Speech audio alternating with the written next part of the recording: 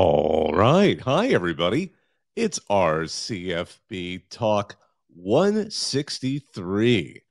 My name is Bobak Ha'Eri. It's Tuesday night. This is when we like to talk to you and hear what your thoughts are about what's going on in college football this week. Let's see here. As we fire this up, so much to talk about. Lots of stories, lots of things. Some quick scoring updates. Conference USA has continuously been producing some great Tuesday night action. Liberty right now is actually finally taking a two-score lead on Western Kentucky. They're right now up about 21-10 at the end of the third quarter. This may be a preview of the Conference USA title game because Jackson State, which is bowl eligible, well, they're up to 6 wins, but they can't play in a bowl because they're stuck in the same zone James Madison is. And New Mexico State finally broke a 24-24 tie late in the fourth quarter with about 5 minutes left on CBS Sports Network. New Mexico State is up 27-24. So again, my name is Bobak Ha'Eri. This is our CFB Talk. I'm just going to go ahead and mention one other thing while I'm at it. So I've actually got another podcast that's been going on right now in collaboration with Advanced Media Group. The College Football Survivor Show just restarted. So taking the place of Doug Lemarese, who has decided to start his own Ohio State website. So me and Shehan Jayaraja, the CBS national sports correspondent, are doing that show as well. So if you're into finding out really specific discussion on college football playoff contenders, feel free to tune into that. And that's all I'm going to say about that, because just figured I'd mention it because we just restarted that program this week. But let's see here. I see John has hit a request. So again, if you'd like to join the conversation, feel free to hit request in the bottom left, and we'll try and get you up here to talk college football. So let's see here. John, what's going on? How are you? Oh, guess it's not unmuting on your side. So we'll get to that in a second. You know, one other story I just wanted to, one story I wanted to hit on really quick before I forget. A lot of, obviously, what's been going on at Michigan's been getting a lot of attention, and I'm not sure if this has been spurred because of what's been going on there, but apparently, and this is something that was discussed prior to the past week or so, college football is going to be trying out some coach-to-player communication technology during the bowl season. So it's obviously something the NFL has had since, I believe, 94. And it's something where college football has had the opportunity to add it, but the excuses, quite frankly, don't entirely add up. Apparently, and this is the irony of it, some coaches who like to steal signs don't like the idea of adding the technology. Some programs are afraid that, particularly programs that are not as financially robust as the P5, may not be able to easily afford installing the technology. The most compelling argument had been apparently it may void some of the liability issues with helmet manufacturers and put the onus back on the schools.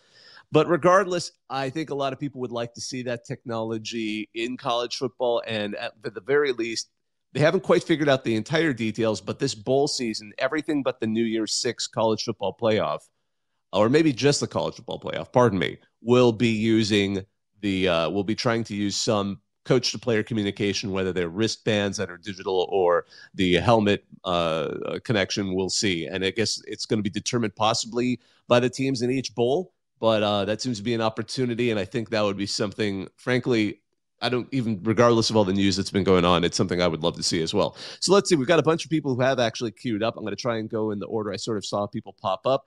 Let's get Bulky Fried Rice. I'm going to go ahead and let you up. And then there's kind of a time jump because there's a slight time delay for those of you listening versus being live. But let's see here. Bulky Fried Rice, what's going on? Hey, how you doing, man? Good.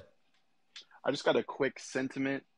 Everybody in here is playing for second, three-peat incoming. How about them fucking dogs? I think Georgia has absolutely every shot at making it. And, it's interesting, too, because I've had this discussion just literally yesterday on this topic. And, Georgia, it's kind of different. The defense isn't quite like the last two seasons, but they're good on both sides of the ball. And this is a season where I think absolutely Georgia has a strong chance of making it in and certainly winning it out. This is actually one of the most interesting years, I think, it's a good swan song for the 14 playoff, because I think we're going to get some people that are annoyed they were left out at the rate things are going. I don't think we're going to have four clear teams, by the time we make the playoff cut. So I think that'll be a great segue for next season when we can get more teams and more excitement. I think it's going to be more excitement. I think it's going to be a whole lot more fun out It's there. crazy the hate that's coming our way. Like I saw some Florida State fan talking shit to a Georgia fan earlier, talking about, oh yeah, you guys have only been relevant the past like 3 years. It's like, dude, we've been in the playoffs what, like the last like 4 or 5 years or Georgia has something. silenced any of that critique, I think, in most people's minds. I mean, you get always fans that are extremely passionate, maybe partisan, but frankly, I think Georgia has more than earned its respect at this point, especially under Kirby Smart. Kirby Smart, I mean, the question is really, I mean, frankly, at one point, I think by week 3, we were wondering, is he just now succeeded Saban in reaching that echelon? Although Saban certainly rallied the troops in a way that has proven why he's also an exceptional coach. But I'm excited to see how Georgia finishes out this season, and I just hope. Well, I hope Brock Bowers has a speedy recovery. I mean, that's a big loss, but at the same For time, I think sure. Georgia can absolutely compete with everybody in the rest of the schedule very well, and probably should be favored in most of those games, if not every game, until maybe the playoff. And even then, I think we'll just have to see how the teams shape up. I got a just a quick question for you, and I'm going to hop back down to listener. Sure. But why do you think with like the recruiting classes that they have, why do you think Alabama can't find like a stud quarterback? Like, they put out Tua and Hurts, but it seems like they're always struggling to find that guy every other year. I that's a great question because they for a little while there they certainly had some star quarterbacks, and it's kind of funny if you look at that evolution of the team under Saban. They started more defense heavy. Their offenses were kind of not exceptional, but got the job done, and the defenses were just killer. And then they brought Lane, and they were willing to go to more of a spread offense. And then we started to see great receivers on the edge, and then the quarterbacks seemed to follow because suddenly you knew you could go there and thrive because there were targets to go at. This year, it's like I don't know what happened. I mean, there's so much unpredictability when you put together a recruiting class. Sometimes people just don't work out as well as you thought they were going to, or they're just not ready, and maybe they'll develop out. I always think we always have to remember the ages of these folks playing ball. Some of them will develop. I mean, I'm a little older than Carson Palmer, but I still remember his entire tenure at USC, and only that final year was he like a Heisman caliber quarterback. So sometimes these guys that just develop over time, and you have to give them that patience. But yeah, this has been kind of an awkward year because it's been interesting to see Alabama's recruiting and ability to take whoever they really want. Because like Georgia, like many of the other blue blood teams, they can almost pick who they would like to bring in. But it's remarkable how that season has turned to the point where it almost seems like, okay, we're back on a collision course between Georgia and Alabama in the SEC title game, which is remarkable. I mean, I just can't I can't critique Saban's coaching at this point. It's ridiculous. It's just exciting to watch for as long as we get to see it, and I think there's a lot of folks who would be happy to see him retire one day. But while I he's know still I here, will it's be. I'll entertaining. be one of those people for sure. Thanks for joining us, man. It was great. Yeah, thanks for letting me speak, man. Have a great night. Yeah, you too. Let's see here. Bob DeMarzin, and I may have mangled that. I apologize. Bob DeMarzin, I'm going to let you up next. Feel free to unmute. Love to hear from you. Yeah, hey, how are you? Good. How are you? Great. Hey, I just wanted to talk about Ohio State if I could. Absolutely. All right. So did everyone watch the game on Saturday at noon against Penn State? That is just, I mean, first of all, it was stunning defensive performance, but just you cannot deny I mean, because isn't that the big question? Is Marvin Harrison one of the best players, if not the best player in college football? As wide receiver, he's probably the best. I mean, but he makes an argument of being one of the top players in any position right now. So I'm an elderly gentleman, and I've been a Buckeye, zealot for decades. And I have to say, I've told my son this many times, that Marvin Harrison is the best Buckeye I've ever seen wear the scarlet and gray. It's not hyperbole. I've seen them all, from Archie and that crew and on, and he is on another level. It's crazy, and I just hope people enjoy it. I hope people let go of their tribal rivalries and just appreciate how beautiful he truly is. Yeah, he's absolutely I mean, and the sad thing is, I mean, isn't he from Pennsylvania? So that had to been. Yeah, he's a Philly guy. Yeah, exactly. That is a tough thing. Yeah, and then we have Julian Fleming that. from Pennsylvania. They got our quarterbacks from Ohio. Drew Allers, an Ohio kid, though. So Well, of the two, we know which one stepped up the most yesterday. Pardon me, on Saturday. That's for Yeah, sure. and Kyle I mean, Kyle McCord's a Philly guy too, mm-hmm. and he's playing really well. I call him Krenzel 2.0 because remember, when Ohio State wins titles, it's the defense that wins, and I think that's true for all teams. But Ohio State's defense puts them in the game, and Kyle McCord is Craig Krenzel 2.0 improvement. I love it. Absolutely. Those linebackers and JTT are unreal. They are. I mean, that defense. Actually, both defenses were pretty damn good on Saturday. But yes. But the problem is Penn State just didn't have the offense, and Aller just couldn't put together a game that. I mean, the entire offense really didn't get it together. It's so funny. I mean, much has been said about the 1 3rd down that came on a face mask late in the game. And, it was so funny because as a joke, kind of a long-standing kind of thing we do in our CFB, we look for the worst blowout of the week each week, and we give it the Cobra Kai Award. It's usually never in D. It's usually not in the FBS. It's usually some off-the-rails D3 game. But the team that won, and it was kind of a weak game, but like even the team that lost had a better 3rd down percentage than Penn State did, which was 1 for 16. It's unreal. It's like 6%. That's insane. I'm telling you. And you mentioned JT. JT Tumiolo is the man. I mean, when he gets up against Penn State, man, he is an NFL prospect. Look out for JT. He'll go early next year. Yeah, and it's crazy to think that offense. I mean, because again, the offense. I mean, I'm not going to say the Ohio State offense like rolled. They just got it done. They got it done. Right. And when the defense was mostly, both defenses were playing extremely well. But it's amazing to think that again, the Ohio State offense didn't have Ekbuka. It didn't have Travion Henderson. Yeah. I mean, didn't have Denzel Burke, our number 1 cover corner. Yep. And let's all give it up for Ryan Day. He schemed Marvin Harrison open, man. He had Penn State pretzeled all day, and Marv was always there. It was beautiful. And if he wasn't there, Cade Stover was there. And Julian Fleming made some nice plays. It was a real nice performance. And you know what? Kyle McCord, 22 for 35, 286, 3 TDs, 0 interceptions. I mean, what else do you want?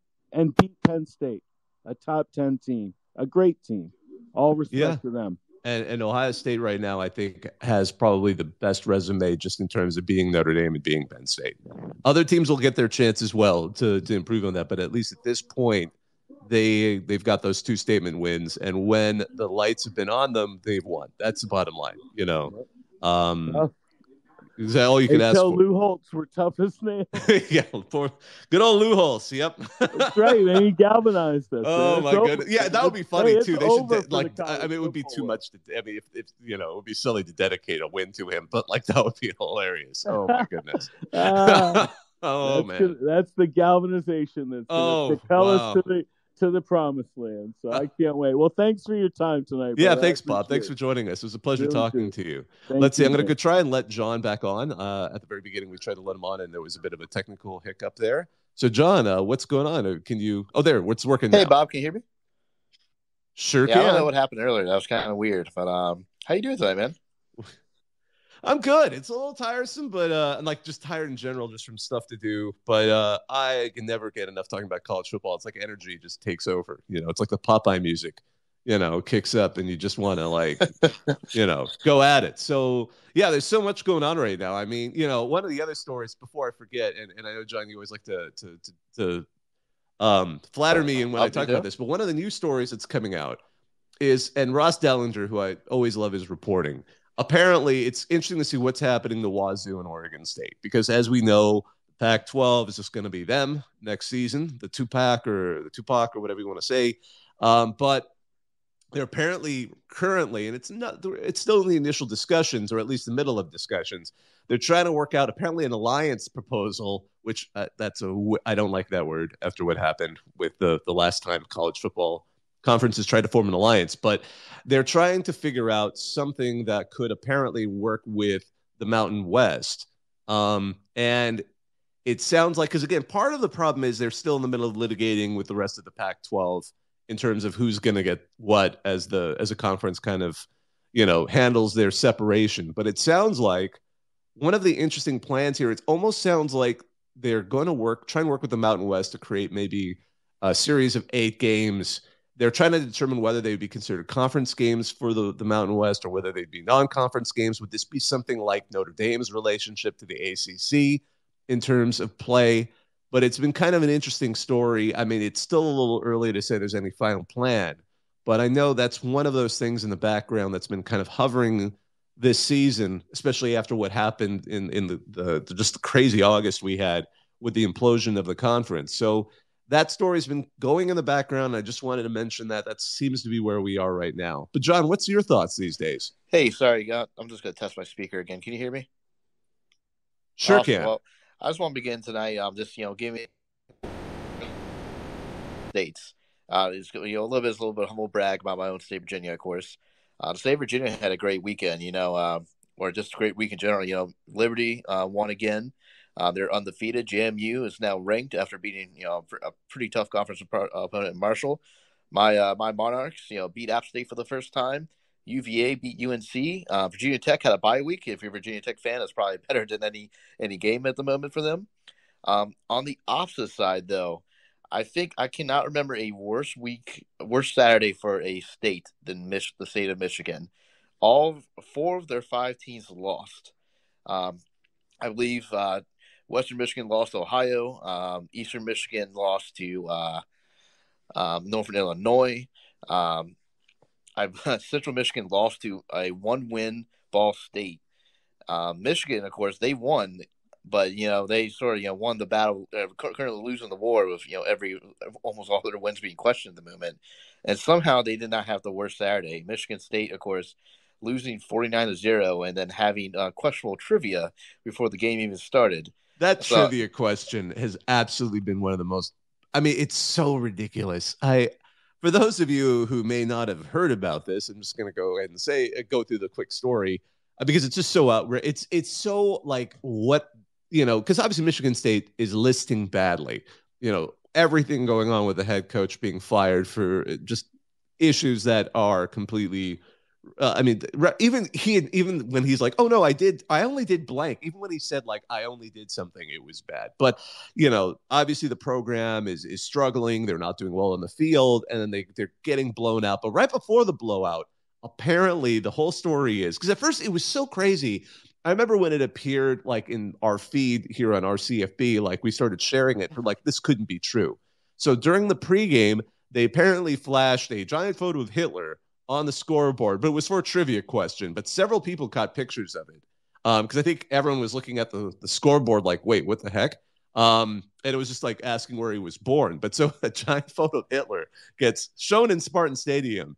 And then so meanwhile, in the middle of the blowout, like in the second half of the game, the administration of Michigan State has to issue an apology for flashing a giant image of Hitler on their screen. So this is while they're getting blown out by their rival. This is like one of the rock bottom moments. I mean, there's an argument of whether rock bottom was the tunnel fight last season where some of their players attacked a Michigan player, but this is certainly a PR disaster for them. And then the whole explanation was even more absurd. Apparently, because at first it was confusing. Like, we used a third-party vendor. I'm like, well, why did you have a third party do your trivia?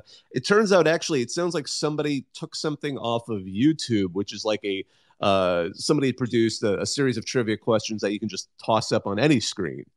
And no one bothered to actually look through the entire trivia question, like however long this video went. Some people found it and shared the video in the exact moment on Twitter, and no one bothered to vet it. So that's how this giant, picture of one of humanity's worst individual in the last, however many years, on the screen. Just how.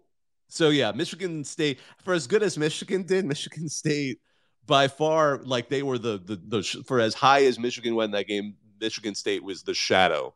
And of course, as you said, the controversy kind of hovering around the program with Connor Stallion, who, whatever you want to say, that's a hell of a name, though. I just got to say it. When I heard that name, I'm like, wait, for real? But yeah. Yeah, Bob. Yeah, I guess the question really, myself is, Can you remember the last time a single state has had such a bad Saturday? I can't remember the last time a single state just the entire state, all their programs just had a just absolute bad day. I mean, that's Well, for just the sheer number of teams in Michigan, I might give them some credit there because I can think of. I mean, you could look to the '80s when both the Oregon teams were just so bad that they played the famous. I mean, when there was a Civil War, which is what they used to call their rivalry game, which is nicknamed the Toilet Bowl because both teams were absolute hot garbage. And hey, heck, there was that season not all that long ago where the Washington teams almost. I think they had one win between them in the Apple Cup at the end of the season. So yep. there's been a few. Yeah, that was early 2010s. Actually, I actually remember exactly what you're talking about. It was just an abnormally awful game that year. Yeah. So, but yeah, man, thanks for bringing that. Thanks for bringing that up. It was nice to be able to touch on all those the Michigan antics, especially the that utter fiasco of a game in terms of just on and on, literally just off the field. But let's see here. I want to let as many folks up who I can. I'll try to get to as many of you who are waiting. And I thank you all for your patience. Let's see here. Dylan, I'm going to move to you. Go ahead and let you up. I always wait until the last second to let folks up because the longer you wait on mute, the more chance there's kind of a hiccup in this Twitter or the X space system. That's why. But Dylan, what's going on? Would love to hear from you. Hey, how are you doing? Good. How are you? I'm doing well. I always like to, whenever I get the chance, I like to talk about the little guys because, I feel like the big guys get plenty of talk. What are some of the, I'm watching Liberty right now. What are some of the best group of 5 teams? Oh, absolutely. I'd love to talk about that. Yeah, Liberty has looks like they've broken a pretty substantial lead on Western Kentucky. As I mentioned really early on, this could be a preview of the Conference USA title game only because Jacksonville State can't play. And I think I missaid it, Jackson State earlier. Apologies. But Jacksonville State simply can't play in any postseason because they are in the same boat James Madison is. But and then New Mexico State looks like they may hang on to win. Looks like, in fact, they may have just got the ball back in Louisiana Tech.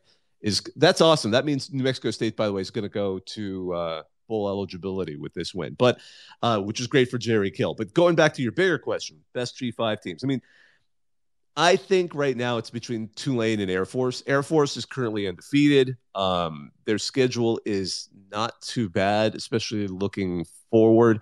They handled Navy. That's important. I think there was a concern that their quarterback was going to be injured, but he played. And it was certainly a tight game with Navy, and part of it, I don't know how much of it is just the fact that the academies are their biggest rivals, but their schedule is fairly good. The game I'm most concerned about is actually this upcoming weekend at Colorado State. Colorado State has played a lot of teams close. I mean, the rest of their schedule is Army, which Army's. This is probably one of the worst Army teams in a while. I mean, 2003 was at the bottom, but being shut out twice is remarkable for Army right now, especially in their history. UNLV will be tough as well, but Colorado State and UNLV I think are their two big challenges, but they're manageable. Now going over to Tulane, that lost without their star. And a close loss to Ole Miss I think, has looked better with time. So I think Tulane winning out will also have strong consideration, and they absolutely have that opportunity to return and being the into the New Year's Six as well. Their schedule right now is more reasonable, I think. Actually, is manageable. I don't know. Yeah, with at Rice, at ECU. ECU's just been so disappointing this season. Tulsa, FAU, it's Tom Herman, but he's been kind of like it's his first season. They've won some interesting ones, but they've also lost where they should have lost. And then UTSA, which is a little disappointing. They're not as strong as I think people thought they were going to be. And then of course I will say James Madison. I think James Madison. I'm not sure. They seem to be one of the toast of the entire G5. That defense of theirs is absolutely ferocious. They have some real stars there. And the problem is I'm seriously against that NCAA rule that keeps them out. But they may be one of the best teams out there. And, of course, the Sun Belt, the Fun Belt, They have a habit of eating their own, especially after they get ranked. So we'll see how long it lasts. Maybe was that the moment where they got a little bit cursed, but we'll see about that. I'm looking forward to seeing their game with Georgia State, because Georgia State, and that's in a couple of weeks. Georgia State has been absolutely one of the more enjoyable surprises in the G5 because they've had bowl eligibility really early on in the season. I still remember the first season they made it bowl eligible. They basically fell into it in the last possible week, and it was just hard for them to do it because it's always been tough for that program to climb up. But I'm looking forward to that game. But first, I think, of course, JMU's got to take care of Old Dominion, which in and of itself has been an unpredictable team in the Sun Belt in terms of who they can beat and who they can't. John, I know you wanted to add something because I know you're a big ODU guy. Yeah. I think the JMU reign ends this Saturday, I think. But Bob, I was just gonna just ask, did you mention UNLV in that list at all?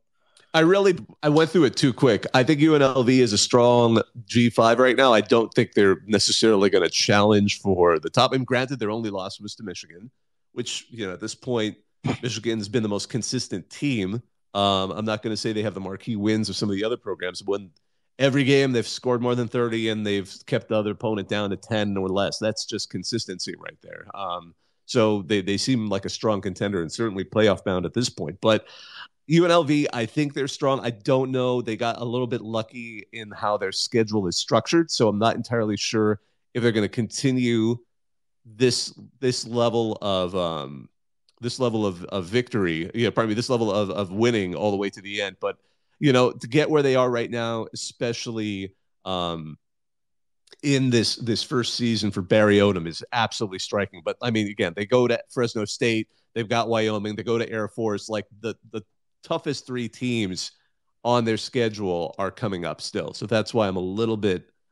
I like UNLV, but I think there's some other contenders, at least for the G5 right now, who are the top. But let's see here. I'd love to bring in some other voices as well. Let's see here. Beck A, I know you've been very patient as well. I'm going to let you up, and then I'll try to get to. Let's hear a lot of you. Again, I see a lot of names I recognize, a lot of folks who want to come up who I haven't seen before. Enjoy getting as many of you as we can. So let's see here. Beck A, what's going on? Hey, thank you for taking my request. I wanted to ask about Penn State. Well, a few of my friends are big fans, and we watched the game.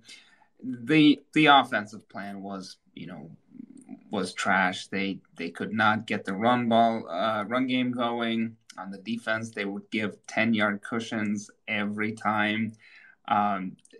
Really short passes across the field that would end up nowhere. What do you think of Franklin? I mean, his record is atrocious. Nothing really good came out of that game. All my friends are upset. I'm upset. He's 1-9 against Ohio State at Penn State. He's 0-10 against top 10 teams on the road, 3-16 against top 10. Period. I mean, it's a major program. They got resources, they got good players, yet every time they choke in big games, it's like a clockwork. Yeah, that's got to be really painful. I mean, and especially this weekend, again, I know it doesn't thrill you, but one of the funnier jokes was, UVA's head coach, Tony Elliott, now has more road top 10 wins than James Franklin does. But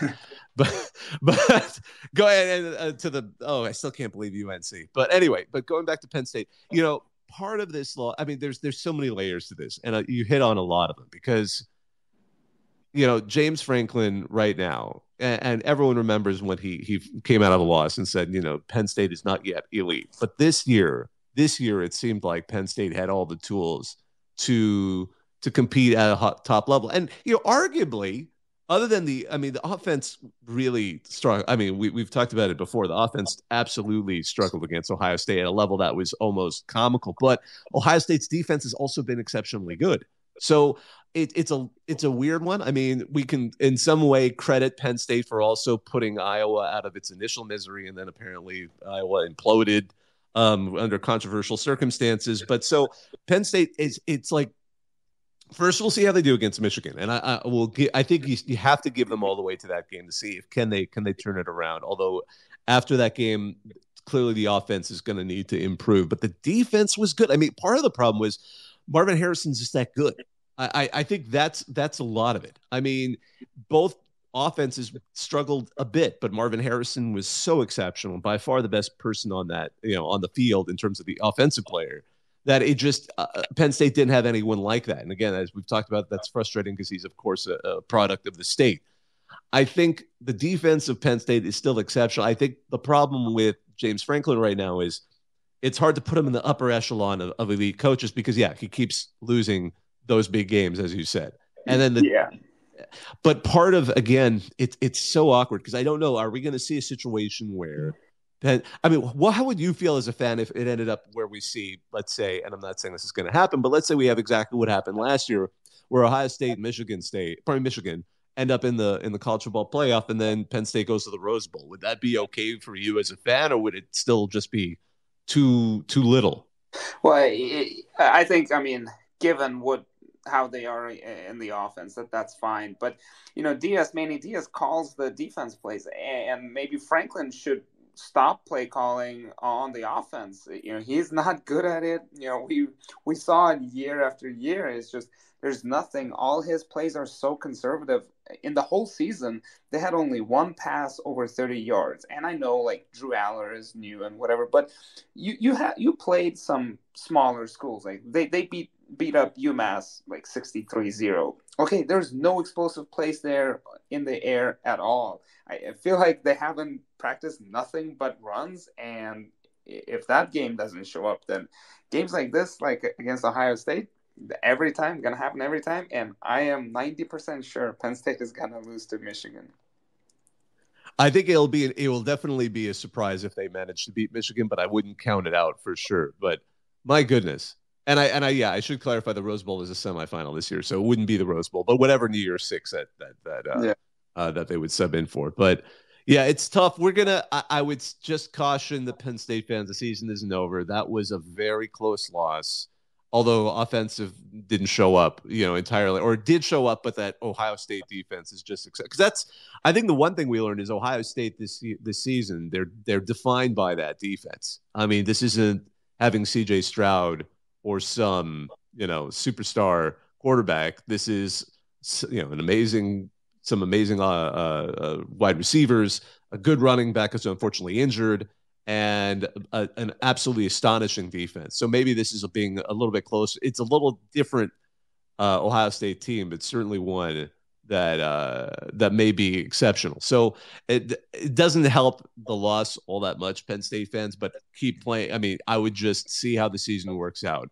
and then make that judgment from there. Because if that ends up being one of maybe the only loss, that would be a great thing for them, I think. But yeah, there's some changes definitely need to happen for that to turn around, because certainly that offense did not deliver.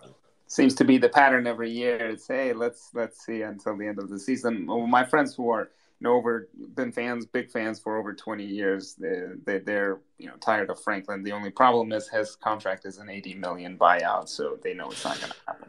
Yeah, the big buyouts, and he's definitely one of the poster children of that. And without Mel getting a Mel Tucker situation, which I'm pretty sure he's way too smart to get himself into, that's going to be an issue altogether. But hey, Beck, thanks so much for joining us. It was a pleasure talking to you. Yep, thank you. All right, let's hear Luca. What's going on? Hi, how are you? Patient. Good. How are you? Not bad. Bob, right? Yeah, it's actually Bobak, but yeah, Bob is fine. Bobak. I don't mind. Bob is my Starbucks name. That's my joke. So I'm a provisional voter in the RCFP poll, and I'm relatively new to the process. I really started dealing with this year, trying to figure out exactly how I'm supposed to do this. And I've repeatedly come up with the problem that I at least think it's an issue, that my polls are too normal. Is there a way to fix that? So you're saying like your polls end up being very close to the final poll, like, either the AP or the RCFP I think my highest. For a couple weeks I tried like a hybrid poll and it just didn't work as well as I wanted it to. So I went to full human, just me kind of making, and what I do is my process is I have a whole stack of note cards with every team who I think should be ranked on it, with their schedule and everything, and then I go sit in the common area of my dorm and put things in order as to what I think they should be. And it always seems to come out as something way too close to either the AP or what we have. And my score is, I don't think, has ever been higher than 2.5.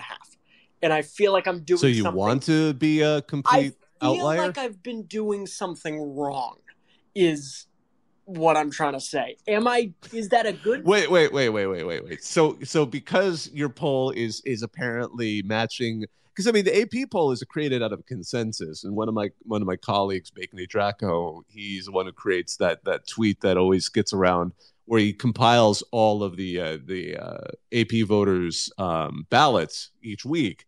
So you want to be you want to be one of the ones. No, I don't know whether it's a bad thing or not. That it is being too normal a bad thing? Is being, well, let me put it this way: if you feel like that makes sense, then I mean, I just defend what you're saying. I mean, defend your poll. Be proud of your poll. Yeah. I mean, if now I get why some people, because the ones that get really strange are the people that say, get really locked into one team, like so and so, no matter how badly they do. And we're not at that point yet this season. I don't think there is a team that falls into that. But people who are like, I think that only the team that won against Team B should be at the top of the poll, even if Team B ends up being a complete joke of a season. Yeah. So I mean, or just throwing in some weird protest vote. I think if your poll seems normal, or as close to that, there's nothing wrong with that. Okay. I mean, I don't know why. This is definitely an odder I question. might be the first person ever to ask, why am I not? Well, that's not true. Why am I not? Why am I too normal? That might be a first in human history. But yeah, I really have enjoyed doing my poll, and it takes me an hour and a half, and it's nice to kind of just sit and think that through. And I've really enjoyed doing it, and my process, I think, works relatively well. But well, I'm glad to hear it, Luke. And I just have to note, I don't actually have anything to do with the RCFB poll. We have somebody, Sir Gippy, who's been doing it forever. He's been doing it for well over 10 years at this point. I think they're on the 12th year. 13, it's always fascinating because it's got so many voters, and yet with all the hundreds of voters. Yeah. But with all the voters, the actual final poll is never all that different from the AP poll. I mean, the only differences have been on the things that I think were, to some extent, it tends to trace some of the bigger trends, like Texas at one point had reached number one, but Georgia had more first number one for a week. Well, it was a really funny poll because Texas was number one, and this is before, again, the Red River. The week before rivalry, Red River. Yeah, and that was an interesting poll because Texas was number one, but Georgia had more first place votes, which was really striking. But that's what happened when you have so many voters, that kind of a weird situation could occur. But again, right now I think Michigan's number one in that poll. But when you look at the poll as a whole, it's like one or two off of the AP poll. So it's been a fascinating thing to see, and how fans who really do care, because these aren't just random people. Like, there's a whole application process. Yeah. I don't vote in that. I never have. But it's fascinating to see how people, when they're actually asked to look at it, and they do their own modeling, some are human, some are computer, they come up with remarkably a consensus that is very close to what the AP is. And actually, I've been corrected. Ohio State is number one this week. See, I that's how little I pay attention to the poll. I know it's been a bit of everything. Yeah, and I love doing it. I just kind of I don't know why I was like, is being too normal a bad thing? First time I've ever said that in my life. But yeah, thank you for. Yeah, thanks for joining us, man. I really appreciate it. Let's see here. I'm going to go ahead. And let's see here. The next person, let's do Ronnie J. And I'll try to get to everybody. Thank you so much for all of your patience. So many of you are in the queue, and I want to get to as many of you as I can. But Ronnie J, what's going on? What's going on with you? Hey, I'm good, but I mean, I'm actually trying to imagine what your question is going to, or what you're going to bring up, because I can think of several topics of interest to you right now. I think we all know the big one right now, and that's Rutgers is going bowling this year. Yes. You were the first person I thought of. Oh, man, when I saw so that Rutgers excited. won, I'm like, I really hope he calls in, because this is a moment of celebration for Rutgers fans, and Greg Schiano proving himself before a murderer's row is probably going to be an ugly way to end the season. We are absolutely. If we go 0-4, I don't even care anymore now. Are you kidding me? Oh, we're going to a bowl game anyways. We can lose out. I don't care. Rest the starters for all I care. Absolutely. I can't believe that this is great. I mean, because Rutgers did exactly what you'd want Rutgers to do at this point. You know, as you know, Schiano's rebuilding the program on his second tenure. This is the fourth year there, and they've been climbing up fairly consistently. A little bit disappointing last year, but still climbing up. And then to beat the teams that are in the middle of the pack, to beat Michigan State, and the ones below you, so to beat Michigan State, to beat Indiana, to beat Northwestern, beating teams like Temple and a weak Virginia Tech team.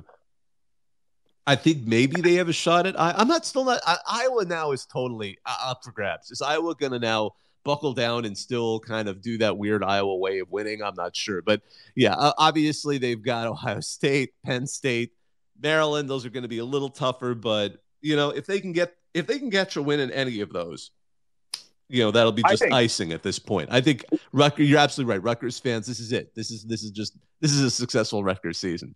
And you have to love that. You have to love any program that is like, hell, we can just call the season now. 6 wins. We did it. I got a group chat with like 8 friends from college, and we're all just like, oh yeah, we're absolutely going to the ball game. We don't care. It could be the Vegas ball. We're flying out there. We're doing a whole trip for this. It is so exciting. I have never been to a ball game before. It's gonna be so much fun. Oh man, that is great. Yeah, it's bowl games are fun. I mean, especially the minor bowl games. They're actually even more fun because it's like you just want to be there. And so you get this kind of the fans that go tend to be fans that are really hardcore, really into it, or just want to. It's like a celebration. It's not quite the same level of intensity as trying to get into as trying to win the playoff or something like that. It's kind of like it's just gonna be a blast. Like I feel like I won't be too upset if we lose, and I'll be very happy if we win. But it's like a pointless game. I'm just going there with my friends, have a good fun time, and watch a team that we love. I love it, man. Well, congrats to Rutgers and all those fans out there that have been suffering for so long. That is just a great thing. It's great. I guess I do have a quick question though. Sure. Even if Rutgers loses out, I guess like depending on how everything else breaks, could Greg Schiano still get Big Ten Coach of the Year for 6-6? I mean, just considering where expectations were for this team. The Athletic published an article, this year calling Rutgers a mistake. Oh, I remember that article. Yes. Yeah. So like the bar was incredibly low going into the season. They would certainly have some contention for that, but I'm not sure at this point. I'm not sure which team. I mean, I think quite frankly, Ryan Day and may have a good push for it too, only because of how different this Ohio State team has been to get where they are. But Rutgers absolutely would be one of the contenders, just by the very fact of seeing them go. If they start winning even a couple of more games, then absolutely. I think there's a chance now. If we go 7-5 though, and like beat Iowa, I feel like the chance is not terrible. Like there's a decent chance. Yeah. Well, the good news is people actually have to respect Rutgers now. It isn't just like you can't just treat them as a free win. They're not Indiana anymore, but anyway, man. Well, I'm glad we could talk about that. Congrats on the Scarlet Knights. That's awesome. Thanks for taking my call. Absolutely. Hey, let's see here. Next, I see sad Oklahoma State fan. Thanks for your patience. Hey, what's up?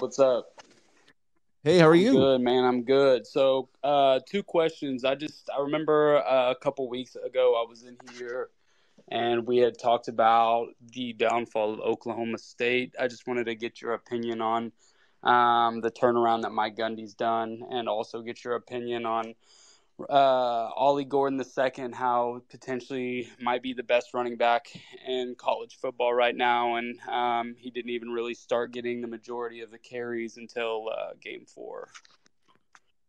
Well, I think again, my favorite thing I read about Mike Gundy, and I think it was just a comment somewhere, is he's like, does he just want to troll everybody by kind of making everyone think that, like, okay, maybe they're struggling, and then just kicking it into gear and causing havoc in conference play? Because I know all of us thought, well, wow, I guess they're simply not ready when South Alabama came in, and that was such a key moment in this whole discussion. Then obviously losing at Iowa State and the rotation of quarterbacks that he was trying to do, it just, people were confused with what was going on at Oklahoma State. And then amazing, you find yourself a quarterback, you stick with one quarterback, you find a good running game, and suddenly Oklahoma State is absolutely is potentially a terror now. And it's fascinating too, because now suddenly Bedlam's going to be a really interesting game. I think a couple of weeks ago we were like, oh man, this is going to get ugly when Oklahoma. I mean, maybe granted, it's a rivalry game. Even teams that have had a terrible season will suddenly come up and knock the other team out. But I'm really excited to see that game. Especially since it's going to be in Stillwater. I think that gives the Cowboys just that little extra edge.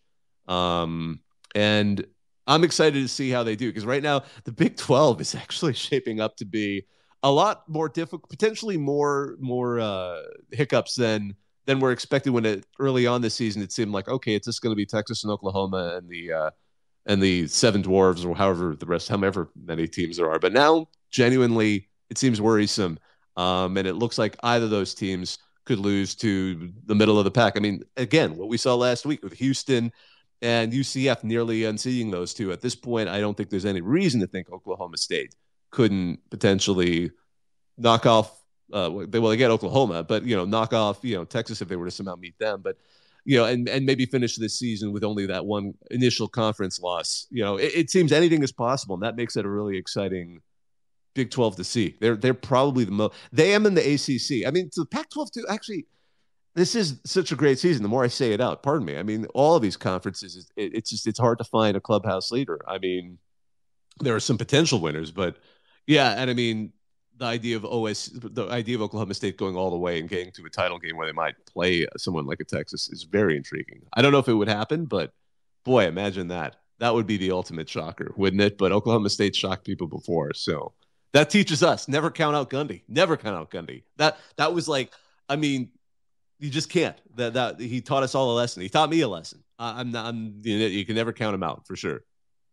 Appreciate it, bro. Yeah, no, it's definitely, playing the three quarterbacks was the biggest issue. It just seems like, once we finally announced Alan Bowman as the starter, the offense has finally started to shift into gear and get it going, and defense every game is getting better and better. So yeah, I don't want to get my hopes up and say Oklahoma State can make it to the conference championship yet. I think we still have a couple question marks, but yes, I do agree. I was a firm believer a couple weeks ago, like this last Bedlam is going to be an absolute shit show in favor of OU, but and they still might win. Who knows? But I think it'll be a much better game as of now if OSU keeps keeping their foot on the gas and just keeps going. But I appreciate it, man. Thank you. No, thank you for joining us. Really appreciate it. And let's see here. Next up, I let up Sean Clemens. Would love to hear from you. What's going on? Hey, Bob. How's it going tonight? First time participant. Yeah, thanks for joining us. Really appreciate it. We always love hearing from folks. Hey, I kind of want to. I'm a Wazoo fan. I want to shift gears out west here a little bit and get your thoughts on USC. Actually. Oh, okay. So I'm happy. Happy to share thoughts on USC. I have two main questions, I guess, but there is a lot going on with USC right now. First of all, first question is Lincoln Riley has been having a hell of a time with the media this year. He banned that journalist, I think, and then player availability was halted after last game. And then, secondly, how warm do you think Alex Grinch's seat is? Alex Grinch's seat should be made of flames right now. It shouldn't be wood anymore, where he's literally sitting on flames that have somehow managed to become so dense that they're in danger of creating a fusion reaction that causes the entire planet to implode into the city of Los Angeles. But setting that aside, Can you tell I have a passion about this? Because that might be Oh, that my was motto. good. But That was but it's interesting because first of all, yeah, the way he's handling the media in Los Angeles is a complete disaster. I absolutely you don't get Los Angeles if that's how you're treating it, because that was actually kind of going back. Part of Sark's tenure as the head coach of USC ended obviously in kind of a problematic way, but he was a good hire in the sense that when they had candidates, he was the one that was most ready to just jump into the Los Angeles market. The USC was famous for their recently retired sports information director who had been there for 20 years, 30 years. I'm actually undercutting that. He'd been in the department until he retired since 1978. So Tim Tessaloni. So USC was actually really famous for being the easiest program to talk to if you were on the professional level. Penn State's known for that. Ohio State's known for that. A lot of these top programs, they run their media, their sports media is just top notch. So to then go in there and talk to the to treat the media in a way and as standoffish. I mean, first of all, you don't understand what it's like to be in the big major media market. And it's funny because some people are like, oh, maybe Riley will just say, I'm tired of this and go to the NFL. Like, what on earth do you think the NFL is going to be like, if you go there? So, I mean, that's a big problem in the way he treated it. Now, on a lighter note, or not a lighter note, actually, because I don't like making light about people having whatever issues they're having. He's apparently been dealing with some sickness. He's missed a couple of practices himself. Apparently, from from what some people are saying, he's been battling something for a lot longer, ever since the Notre Dame game. But so he's been out. So they've actually got an acting head coach who is Dennis Simmons, the wide receivers coach. Some people have joked that he should just go ahead and, as acting head coach, fire Alex Grinch, which I thought was actually really hilarious. Imagine, the acting head coach all right, he's not here. Just you're out, take one for the team and land on that grenade. But meanwhile, because again, now they're technically down a coach because you're only allowed, well, obviously a lot of these well-funded programs, Alabama being one of the most famous and pioneering this, allow you to have a lot of, analysts and things. But you can only have so many actual people fulfilling coach roles from the NCAA rules. So they have Cliff Kingsbury. So apparently right now, they're working with their compliance department to make Cliff Kingsbury an acting assistant in Riley's absence, which one of the things, if you're a fan of RCFB, the website, some of the commentary is hilarious. There's a user who is a Notre Dame Vandy fan, Commodore Irish, who joked that Kingsbury will declare martial law, arrest all USC beat writers, and his soldiers will seize the football facilities while Riley and his family will be under arrest and Caleb Williams has not declared support. He then followed up because somebody said, well, what happens to Alex Grinch? Is he alive? Is he safe? Reports are Grinch is holed up in his office with the remaining Lincoln loyalists, but his defense is subpar and doomed. So on a lighter note, sorry, I just had that's one of those comments I read this week. I just had to share it because honestly, one of the funniest comments on a really odd situation, because right now USC has to toughen up. They have talent. That's the frustrating thing. They've regressed to, and I mean, I went to USC in the 90s. This was actually, they were flailing around in that decade as well, arguably with lower expectations than what we are seeing with them now. But it reminds me of one of the comments made in the LA Times that I still, it stuck with me then. It sticks with me now because other teams run into this as well.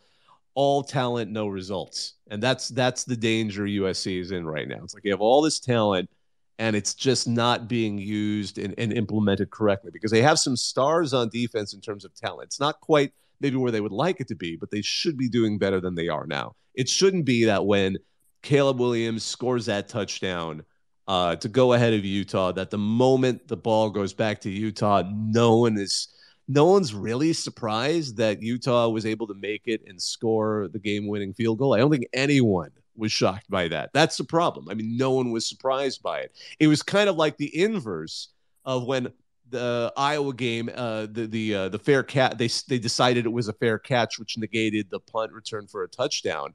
And everyone in that stadium knew that Iowa was never going to be able to then score on that final drive. So, I mean, it's the version of that, except the USC defense. It's like you give any team more than a minute, oh crap, yeah, they're going to collapse. They're just not going to be able to have the tenacity and the toughness it takes. So I personally think it's a toughness. It's a coaching issue. I think they have the talent to make it work. I think their offense can certainly score, but it just seems like everything's kind of listing right now, and I'm not sure what to make of it. But I kind of elaborated quite heavily on that. But that was a question that definitely teed up some of my bubbling thoughts.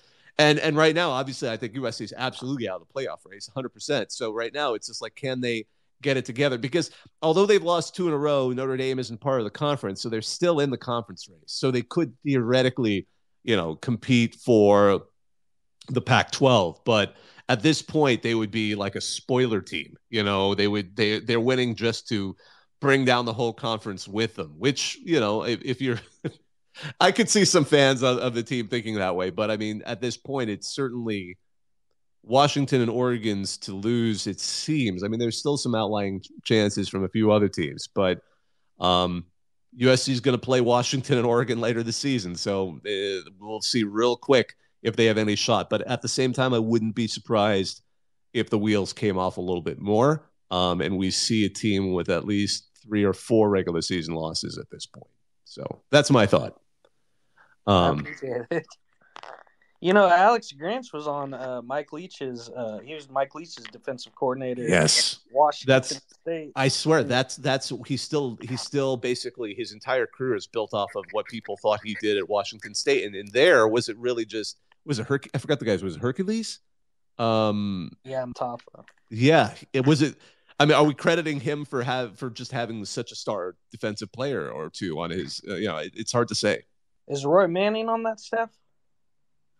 Oh gosh, off the top of my head, I don't remember, and I apologize. I don't have all the staffs in my head right now. I just thought I saw him on TV the last game, but I may be mistaken. But anyway, I don't want to take up too much time. I appreciate you taking my question. No, absolutely. Thank you. That was a fun one, and I was happy to I was happy to unload my own demons on that particular question.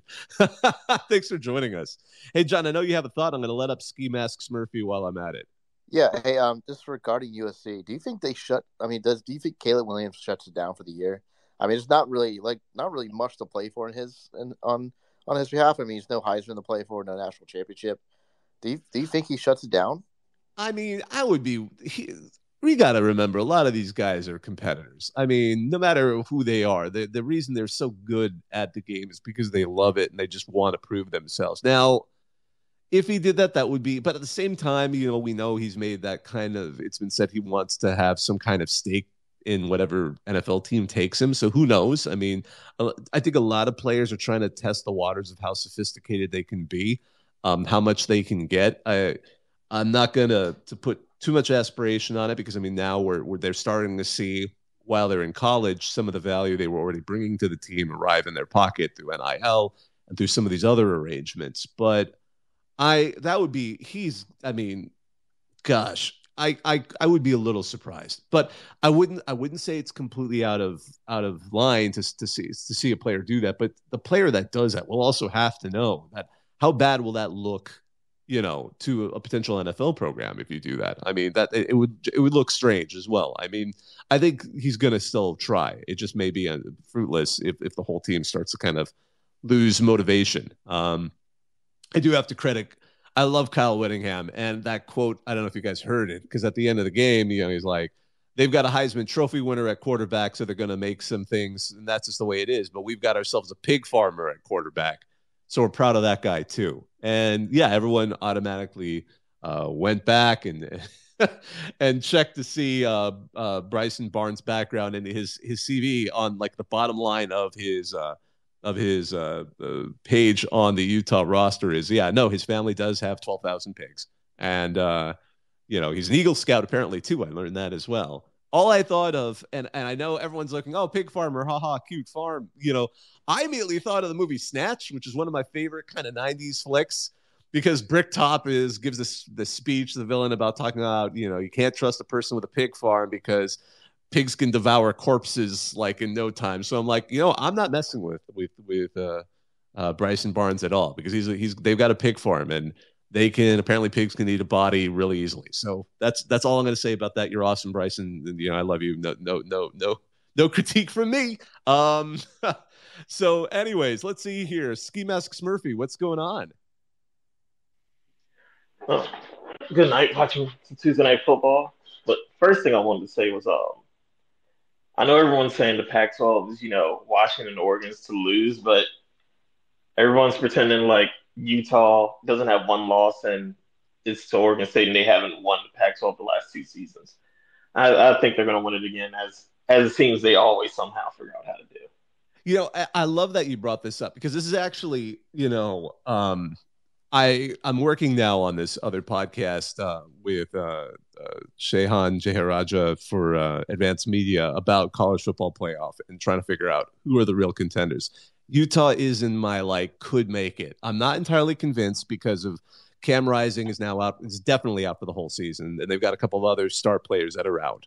So if they were at full strength, I'd be more likely. But are they going to be the kind of weird, the Iowa-ish team that kind of unexpectedly, not all with everything working out, but with just stellar defense and tenacity, manages to win out?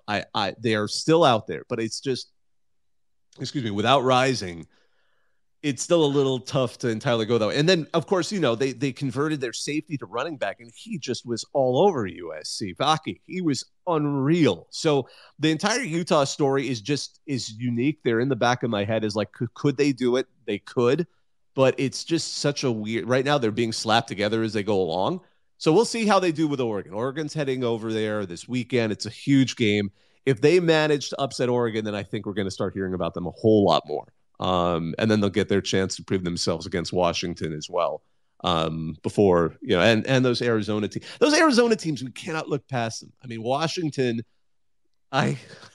we stay up late here, and I was one of the folks that was up late, just could not believe what was going on with the Arizona State Washington game, where, Penix, he had probably his down game, and luckily for him, the Washington defense bailed him out. So, I'm not sure. The Arizona schools are also on Utah's schedule. It'll be interesting to see. One of my favorite comments I've read, and it's come up from several sources, is maybe Utah should also join the Big Ten just to spite USC, and they would fit in with everybody else, or at least most of the Big Ten West. They would just be a natural member of the Big Ten West. But I don't know. That's some of my thoughts on that. But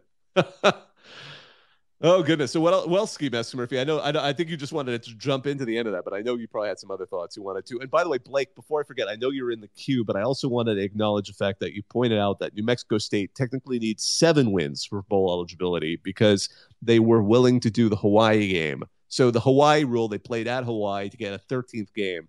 If you play 13 games, it isn't 6 games to bowl eligibility; it's 7.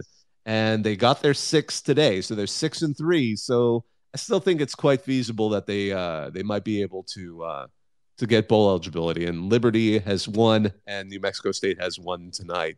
Wow, New Mexico State's their first 4-game winning streak since 2002. But good for both of those teams. It's great to see that. But sorry about that. Go ahead, Ski Mask Murphy. Oh, the main thing I wanted to say is listening to everyone talk tonight. The rest of these Big Ten teams, you fans out here, you guys are adorable. It's so adorable because you guys don't understand. Your fate's already sealed. It's already sealed. Oh, Penn State seems like we played good against Ohio State. Means nothing. Ohio State, yeah, we beat a ranked team. It means nothing to me. Rutgers, congratulations on going bowling. It means nothing. We at Michigan, we have all your plays. We know all of your calls. Your fate's sealed. It's already over. I don't know who made the call in from the Big Ten to stop the great evil that was about to take us all and called that punt return a fair catch that saved us from the horrible thing that would have been Iowa taking us over. Now your face is sealed. It's Michigan. It's the maize and blue. It's about to run wild on you, and it's over. We have your place. We know when you say Ricky Ticky Tabby, we know you're running a double reverse triple pass and throwing it back to your quarterback to run it to the end zone for a screen. It's over. We know everything. You can't do anything. It's over. So we're gonna see villain Michigan now show up. They're gonna lean into this and go full on WWE villain in all of this. I think that would be hilarious because for that moment where Ryan Day almost sounded like he was cutting a WWE kind of promo when he was getting mad at Lou Holtz right after the game in Notre Dame. I mean, that made me think like, oh, I hope we get a team that wants to be a villain. So maybe that's Michigan's turn. Just lean into it. I mean, hell, I'm a USC. I went to USC. USC will never be the good guy in any situation. So like, I always tell other USC fans, like, dude, just lean into being the villain. It's all we can do at this point. Or being a Miami fan. Like, Miami's also in that zone. I mean, when Miami gets good, they kind of end up becoming a villain. They don't want to necessarily be a villain. It's just their natural kind of role in the college football universe. But boy, that would be a heck of a thing. And all I got to say is, I was talking to, right before the show, we have one of our folks here who's following San Diego State. We're talking about G5 disappointments. Brady Hoke has got to have one of the hottest seats right now, because not only did they snap a 16-game losing streak of their opponent, Nevada came in, 16-game losing streak. They were blown out by FCS Idaho earlier this season, and they beat San Diego State with 2 field goals. It was 6-0. That is a team bottoming out. So my thought to him was, because he's also follows Michigan and he wanted to talk Michigan, and I could now see him, he's in the queue. I thought the next San Diego State head coach should be Connor Stallion. I thought that would have been the most hilarious way to merge all of these stories. Just have him end up as the head coach of a G5 team, because he's clearly been able to get everyone's college football attention in just a matter of a week. So why not give him a program? Let's see what happens. I let you up really quick because I wanted to let you have a comment on that, Waterboy, because I know I'm absolutely borrowing what we just talked about right before the show. Well, I missed a little bit of what you said on the the lead in on the mute, but I too am mad at Michigan. I'm mad at Michigan because they sent Brady Hoke back to us. Man, Nevada hadn't won in 2 years. They were ranked almost last in defense, and at home we get shut out and lose 6-0. And then when I talk to the locals, some of the boosters, the people at the athletic department, I find out his contract's through 2026, through the 2026 season, and the school is too poor to buy him out. So we're going to have him for a few more years. Oh, man. And San Diego State truly had one of the worst off seasons, only because, think about it, in July, at the beginning of July, they were in the middle of that weird discussion with the Mountain West because they said they might be leaving, and the Mountain West said, fine, you're leaving. And we're going to leave. They're going to join the Pac-12. They're going to suddenly be a P5 team. Everything's going to be great. And then by the end of August, everything had collapsed. And they had the team is just not looking great. Brady Hoke's style of football isn't exciting. They have a beautiful new stadium, Snapdragon, that nobody goes to because A, the team, but B, they've got it priced like it's a USC game. Oh, man. And you pay USC prices and get to watch a 6-0 loss to Nevada. Game. Yeah, great. Oh, my goodness. Oh, wow. Yeah, it's tough. It's absolutely tough. I'm glad we could get you up here for that. Me too. Yeah. Hey, Ronnie J, I know you wanted to add something really quick, and I'm going to let some other folks up in a second. Yeah, so I don't know if you remember, but earlier in the offseason, I'm moving to San Diego. So I was talking about, it's oh, yeah, when I'm down there, if they're in the Pac-12, I'll go get a season ticket. How expensive could it be? Now, with how everything turned around for him, there's no shot I'm going to one of these games. Oh, you got to go out of sick curiosity. I mean, come on. I mean, as a sicko, so to speak, you could go in that direction. But I mean, it's got to be real. It's got to be real bad. It's got to be like Hawaii versus San Diego State bad for that. Yeah, but San Diego's great, but quite frankly, you're going to probably run into the classic San Diego mindset where it's like, this weather's great. I don't want to do anything. I just want to hang out. Just have a few beers and watch a sport game. Exactly. So. This is just enjoy that weather, man. Absolutely. Yeah. All right, let's see here. Next up, let's go ahead and let up to here Johnny. We'll let up Johnny next, and then I'll try to get to as many of you as we can. There's about several others after that, but again, I'll try and fit in as many of you as I can. It looks like Johnny, unfortunately, it looks like it dropped him. Sometimes that happens. So let's go ahead and let's see here. Let's let up J-Roo Sayarles. Let's see if that even works. Hopefully you'll be able to get up here, and as soon as you do, just go ahead and hit unmute. Would be happy to talk to you. Looks like that's giving me the circle of connecting. Who knows? And I see Johnny came back up, so I'm going to try and let him up again. Hopefully we can get you up here as well. Oh, hey, Johnny, looks like I got you up here. Just go ahead and hit unmute. Would be happy to talk to you. Okay, so y'all can hear me, right? Sure can. I'm a Texas fan. And And so far, how the season's gone for me, because long story short, I just graduated from high school. I'm doing JUCO and I want to transfer, not JUCO as a sport, but I want to transfer to UT Austin. And so I actually started watching more college football. I consider myself a new fan. Um, with Texas, since Quinn Ewers is out, how do you predict that the rest of our? I think we're going to be okay with Malik Murphy. I've gone to arguments with people. I believe that we should not start Archie Manning. What's your opinion on the thing? I'm actually leaning in your direction. I think Malik Murphy is going to be fine. All the word on him is he is absolutely just he's physically imposing. He can make passes. I mean, they didn't want to obviously throw too much at him at the end of that incredibly close Houston game, but that unexpectedly got close at the end. Yeah. But I do get why they wouldn't want to start Arch Manning. I mean, you get 4 games where you're allowed to still play them before the redshirt rule. Before you burn the red shirt, which is actually a wonderful thing. It used to just be any play you burn the red shirt, which was always a real stressor for coaches. But I think, and again, we're not sure entirely how long Ewers is going to be out. I know they said it's week to week at this point. It's a shoulder thing, so that's always tricky with a quarterback. But I think they're going to definitely try and stick with Murphy for a while to see how long. I think they're going to allow him the opportunity to show why he was such a big recruit, because he was one of Sark's earliest recruits and one of his big victories. And I think he's been overshadowed by both Ewers and Manning, who are both highly recruited quarterbacks. But he should have that ability, and it seems like, especially with the talent around him, you've got Xavier Worthy, you've got a great running game. Texas has enough where changing quarterbacks for them does not feel quite as alarming as some of the programs where the quarterback literally is the entire program. Like if Penix went down, I'd be really worried about Washington. If Jordan Travis at Florida State, LSU's, Jaden Daniels, like those are some quarterbacks who would be a little more worried if they were suddenly having to get replaced. And I hope no one gets injured in this sport, for the record. But so I think Texas has enough on its roster to keep it in. Again, they've got some stars on that program. So, and Baxter really stepped up, as another one of the running backs to give Jonathan Brooks. CJ Baxter, being a 5-star, absolutely showed what he has capable of in that game. Ski Mask Smurfy, pardon me. Ski Mask Smurfy, pardon me. I think I was talking so much about Malik Murphy that my brain suddenly crossed paths, and I'm like, Ski Mask Murphy. I know you wanted to add something to this. I would be hesitant if Texas puts in Archie Manning. I do not believe in him.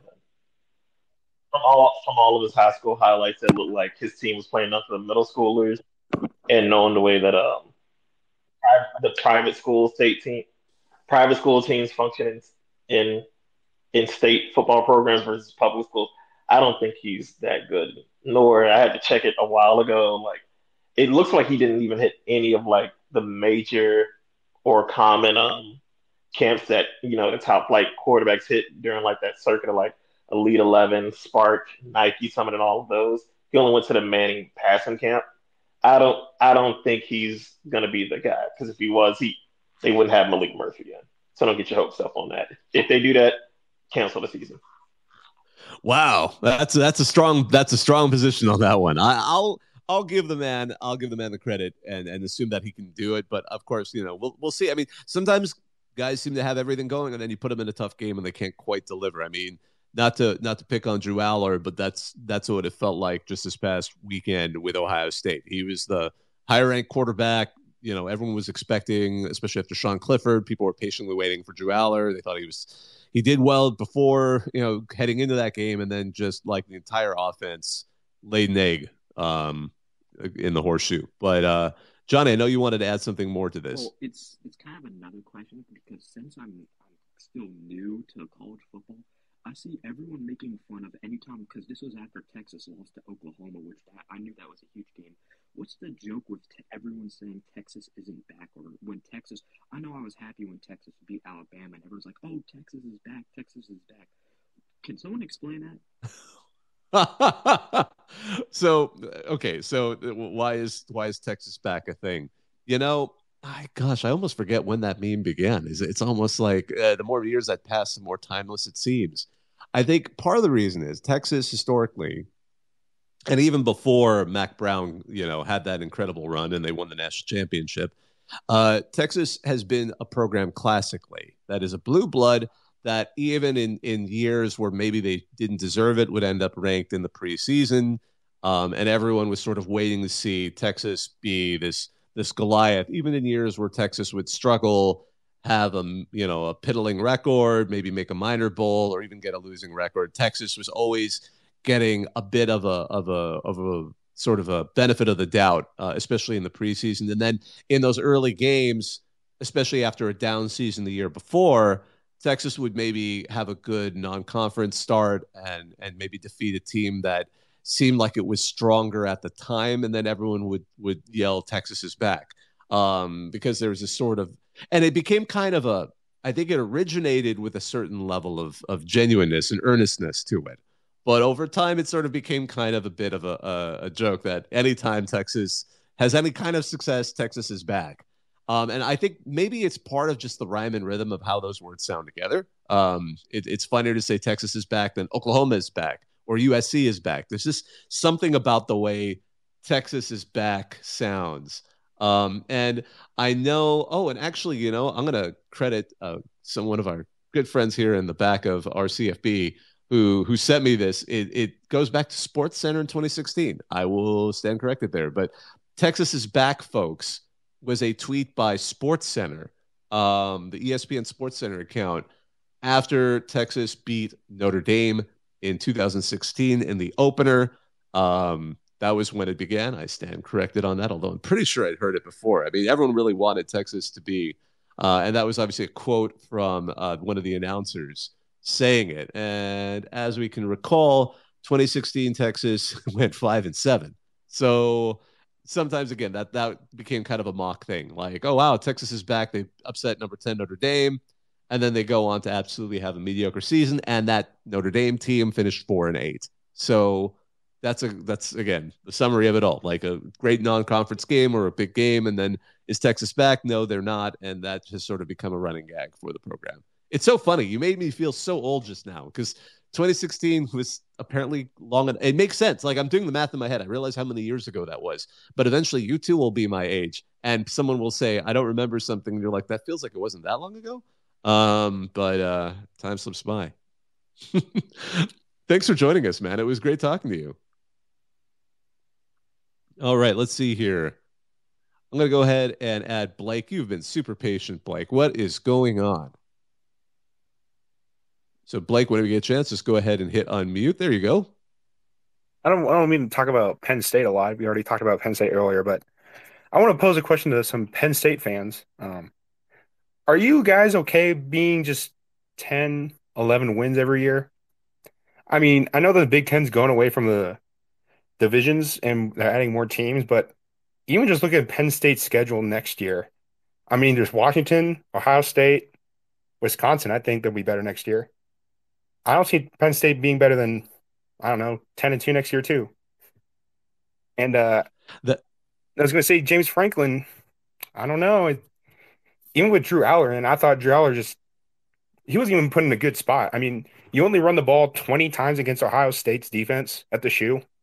I mean, what do you think? They were getting no traction with that running game, though. That running game got shut down by Ohio State. And I mean, to an extent, I think, again, I have to give Penn State credit. Their defense was strong. It just Ohio State had a couple of bigger playmakers that were able to just eke out that win. But yeah, no, that was stunning because, again, Singleton and Katron Allen were just absolutely shut down. They were two of the best running back duos, one of the best running back duos in the country, and they could get nothing going. And they were absolutely terrorizing Aller in the backfield because they got him sacked him, 4 times? I mean, he'd been sacked 4 times in the previous 6 games. So that Ohio State defense was all over them. And you brought up, though, the bigger question, the James Franklin thing. And this has been nagging him for all this time he's been at Penn State because, I mean, he's been there now for this is his 10th season. And it's always felt like they're just a little bit shy of being the very elite team? Like, are they just under elite? Are they where do you find them? The word elite kind of has been overkill just a little bit, but for the amount of money they're paying him, for the massive buyout he has, for the amount they were willing to throw at him and the success they thought he would be for them, it just feels like Penn State's good.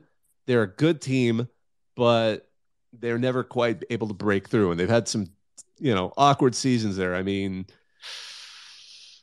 that 7-6 season just a couple of years ago, the Rose Bowl was a good step in the right direction. Getting there, that was a nice thing. I know how big that is for, Penn State enjoys going to the Rose Bowl, but they want something more. They want to go to that next level, and it's tough. I mean, I'm not sure why. I still can't. Is he getting out coached? That might be it. Is his offense? Maybe he should hand off perhaps the duties of calling his offense. I mean, he's an offensive man of mind. That was his background before he took over his first position as head coach of Vandy. I mean, should he switch more to being the CEO model? Because he certainly seems to be good at that. Whenever he says, we need stuff at Penn State, we need better facilities, we need more money for this, we need more money for that, the alumni give it to him, the boosters give it to him. It's just getting something on the field is what's difficult. And does he need to maybe hand some of that off? I'm not sure. It reminds me, is there some analogy to be made, except he's more successful, it feels, than Jimbo Fisher at Texas A&M, although Jimbo won the national championship at Florida State. So you can kind of see these two programs that have head coaches that they pay a ton of money to, and they're just absolutely disappointed. Both of them have extremely high buyouts, but of course, Texas money is crazy money in a good way. I mean that with some compliment. But so they'd be willing to. It sounds like they're willing and happy to buy Jimbo out if it keeps looking the way it's looking down there in College Station. But I'm not sure what Penn State fans are going to do. I think they're just having to be patient and hope maybe next year. But I'm going to just caution that given the rest of the season, who knows? Maybe they can turn it around. That offense will get going and they'll surprise people down the stretch. But I'm not entirely Speaking of optimistic. comparison, just real quick, I'm sorry. No, please. Sorry. Speaking of comparison, I was thinking of a really good one is Bo Pelini at Nebraska. I mean, Nebraska, Bo was like perennial 9-4 Bo Pelini day. Yeah. And they fired him. And so, Nebraska just, well, thankfully, knock on wood, Matt Rule's good, but what if Penn State's in the same situation and they just, after this contract of James Franklin, what if?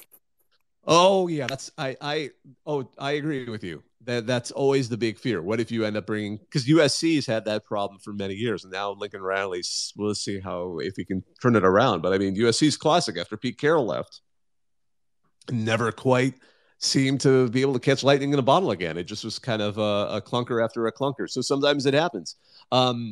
Just look at Michigan. Harbaugh's finally getting them to somewhere where they look stellar. But I think anyone remembers. Oh my gosh, what was the? Oh my gosh, I forgot the longtime coach that I. Sean Beckler? No. No. Carr. Oh wait, I'm gonna look it up. Lloyd Carr? Yes, Lloyd Carr. My goodness. I mean, I remember how frustrated they were getting with Lloyd Carr towards the end. And what do? They get Rich Rod, and then you get just a complete, Brady Hoke. It was we all watched that series of head coaches, and people were like, "Oh my gosh, is this turning into what Nebraska?" Because Nebraska's whole story, I mean, the way they Solich got, I thought, a raw deal at Nebraska, because you follow a legend. He was winning consistently. He was getting Nebraska. Nebraska wasn't always contending for the BCS national championship, and that was a problem. And they let him go after a 9-win season, and it just seemed like they went through a series of disastrous head coaches that hopefully we'll see. I also think Matt Rule is the right person for that program, and they seem to be doing all right for this first season after some kind of awkward initial games. But we'll see, because Nebraska is, I think you're right. The Nebraska is absolutely the poster child for, swapping it out. But of course, to an extent, James Franklin, by all accounts, has absolutely, over these 10 years, built something at least on that campus that can support a national championship caliber team. I mean, all the facilities, all the things they have going there are now at a level that should allow them to be elite. The question is he the coach to make that happen? And that there is definitely some open debate on that. Let's see here. I want to allow a couple more people up before we slowly wrap this up because this has been going on pretty long, but I don't mind. It's fine. This is our CFB Talk 163. My name is Bobak Ha'Eri. Let's see who else here. I'm trying to let up a schooner is a boat, but it looks like I've got the connecting circle going around in circles. So I'm going to let up Coastal fans. Let's let up Coastal fans, and we'll see if we can get him up here. And I see John. I'll let you up as well as soon as I get done with the next. But Coastal fans, what's going on? Hey, thanks for having me on. First-time listener and first-time participant, so great to talk this evening. And with all due respect to the last speaker that said Matt Rule is good, as a Carolina Panthers fan, I highly beg to differ with that statement. But I just wanted to talk a little bit about everybody's favorite penalty, targeting. I'm not sure if anybody – I'm sure a lot of USC and Utah fans are well aware of targeting after the penalty that happened in their game this past weekend. Oh, yeah. But not sure if a lot of people saw that Coastal Carolina's quarterback, Grayson McCall, got just absolutely obliterated on a hit by Arkansas State's Travion Thomas in our game with them this past weekend.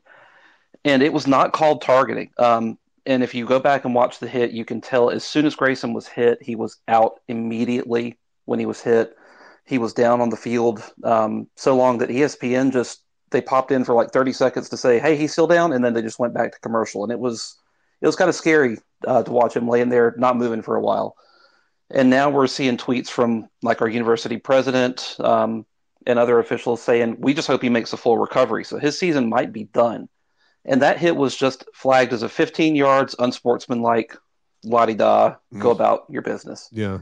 So how can the NCAA fix targeting and make it more consistent where hits like the one in the USC-Utah game that I don't really think was targeting aren't called as targeting. Yeah, that was a controversial one because yeah. And then hits like ours where our 3-time conference player of the year quarterback is probably done for the year at this point, those get called.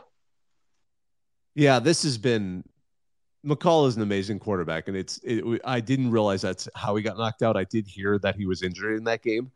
Which is absolutely just a devastating thing, both for Coastal, but college football, and obviously for the young man himself. Because I hope he has a full recovery, and I know he was in an Arkansas hospital after that game. But the question of how to adjust targeting is so.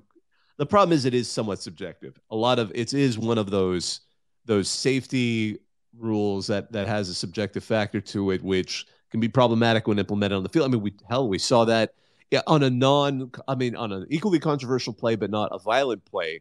The Iowa State, fair catch thing. Like that was an open interpretation of a young man's hand gestures and acting, like not acting, but like how he performed.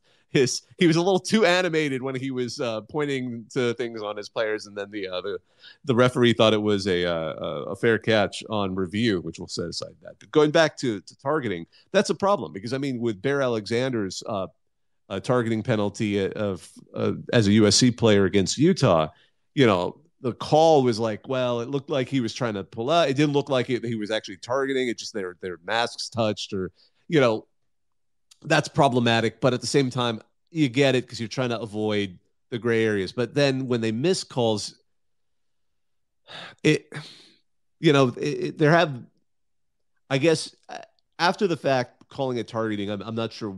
I guess it would be some benefit. I mean, in penalizing the player, perhaps not to play maybe a half of the next game. But of course, the in-game, the 15 yards would have been 15 yards one way or the other. But the fact that they didn't call it targeting is troubling, especially when there is such a major injury. Hey, Ski Master Murphy, I see your hand up. Did you want to add something to this? Yeah, I was going to say the Utah USC one is a little bit, one of those weird interpretations because he was airborne. And that is always like one of the big things is like if you make contact to the head area and you jumped, that almost always makes it happen. But yeah, I saw the Coastal one that he was talking about with Grayson McCall because basically in my thread of friends, basically someone was saying, basically comparing it to the time, I guess, who is it? Chico Alonso for the Dolphins knocked out Joe Flacco. And you think like those will be called and like a little bit more reprimanded after since the whole Kenny Pickett rule, where they made once your body starts going down, you've initiated a slide immediately once Oh you yeah, show and any. I'm And watching it right now, and that he was absolutely already in a slide. That's no doubt. yeah, Like, he basically aimed for. He saw him slide and basically aimed for where his hips would be at, and like just took his head off. Yeah, yeah, it's one of that those things that Tulsa fans. You're right. It is one of those things that should have been like immediate. I'll just say this much only because one of the things, and it was an interesting analysis I read years ago. We always have to be a little careful when we're seeing like slow mo because we're seeing things at a speed people don't think at. So the guy may have had a moment where he's like, I'm going to make this tackle. I'm going to make this tackle. And the guy slides, and then the guy's not even thought I should adjust now. But I'm not saying that's what he was thinking. It could have been malicious. It looks brutal. Looking at that particular hit. Coastal fans, I know you wanted to add something. Yeah, I just wanted to point out that particular player that performed the hit actually was flagged 2 times last season for targeting. I believe it was against ULM and Troy in those 2 games, those 2 Arkansas State games.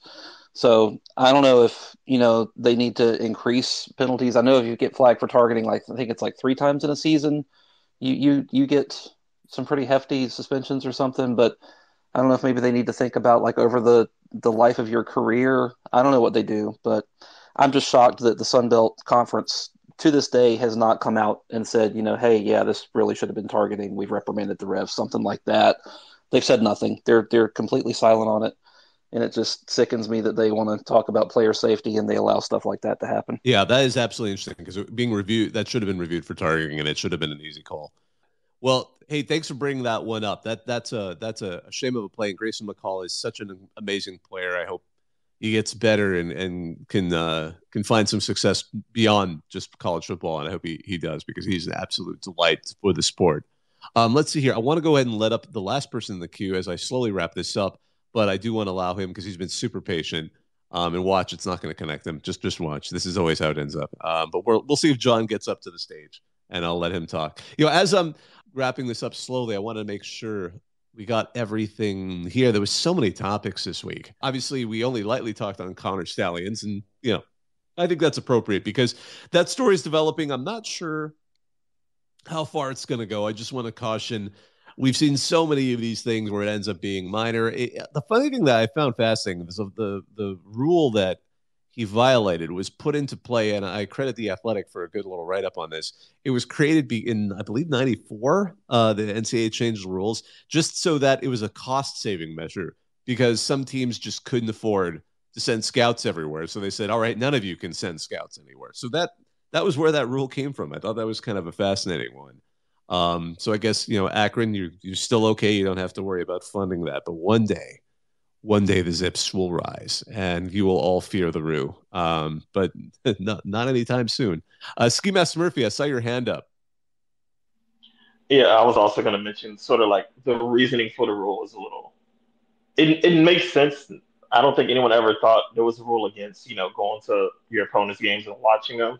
I'm pretty sure everyone thought since Spygate there'd be a rule against recording them, but it was interesting to find out since '94 they was like, yeah, it costs too much to allow you guys to send people to go out and scout, so we're just making so no one does it. But also, it's one of these things like each day a new detail comes out about Connor Stallions, which lets you know how, on one side, sophisticated his system was that he set up, but also like on another side, how like he made it a very easy paper trail for everyone to follow. He bought everything under his own name, and then he would just gift the ticket to somebody else. So he's both. It's in like he's an enigma. He's both apparently really good at interpreting signs and finding things and doing this diabolical ability to find stuff, but at the same time, he is absolutely not in any way trained in espionage because he also bought everything under his own name. So yeah. I mean, worst Marine ever. Oh my goodness! Like I almost wonder, did he just not know you couldn't do that? Because it's so flagrant at this point. Somebody must have been like, "Do we ask him how he's getting this?" I'm wondering if that's like, did he get to talk to the other coaches? Like, "Hey, I figured out these signs. How's he figuring this out? We better not ask." I always think of that scene. Well, Go ahead.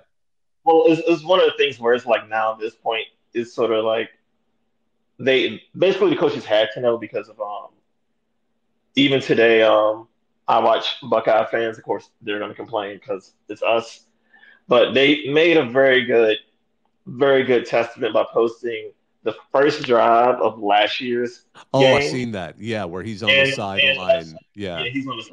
And I mean, one went viral like one particular play, but I saw like a sequence of like five while they're moving up the field, and you can just see like immediately our sideline, like when the Buckeyes get their signal in, our sideline's immediately signaling run or pass, and I'm just looking at this like, oh, he's guilty.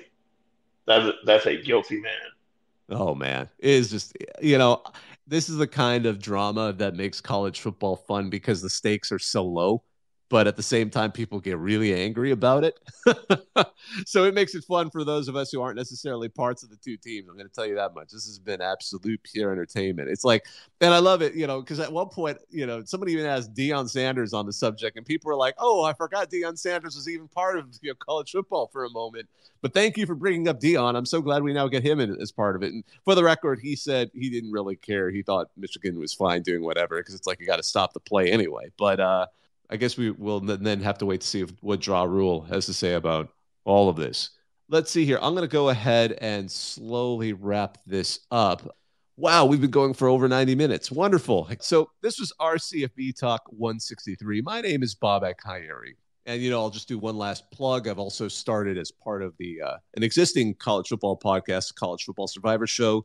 Doug Lemarice has gone and created his own college football website. He was with the Cleveland Plain Dealer. I've stepped in. I'm now the co-host of a show with CBS Sports national reporter Shehan Jeharaja. We have the two most complicated names in college football, Bobak Ha'Eri and Shehan Jeharaja. At Starbucks, we're Bob and Sean when we order coffee. We'll be talking we're just going to be focused entirely on the teams that might make the college football playoff. So that's College Football Survivor Show. I won't over promote that. But on behalf of all of us at RCFB, I just want to thank all of you who joined us. There were so many good calls, so much conversation about so many teams. We always enjoy hearing from you every Tuesday night at 10 p.m. Eastern. So on behalf of all of us, I'm going to hang up and listen.